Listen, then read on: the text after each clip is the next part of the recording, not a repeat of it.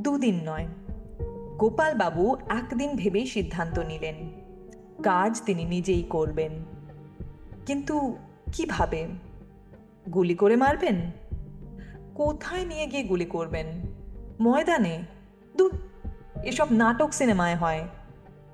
আচ্ছা, মন্দিরাকে কাজে লাগালে কেমন হয়?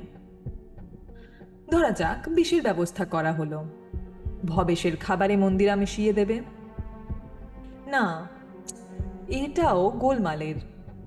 মন্দিরা সাক্ষী থেকে যাবে। তাছাড়া কথাটা মন্দিরা কিভাবে নেবে কে জানে। গোপালদার সঙ্গে ফাঁকা বাড়িতে হালকা পলকা ঘনিষ্ঠতা আছে ঠিকই, কিন্তু গোপালদা যে তার স্বামীকে সরিয়ে তাকে বিয়ে করে সংসার পাতবে, এ খবর তার জানা নেই। জানার পর যদি বেঁকে বসে?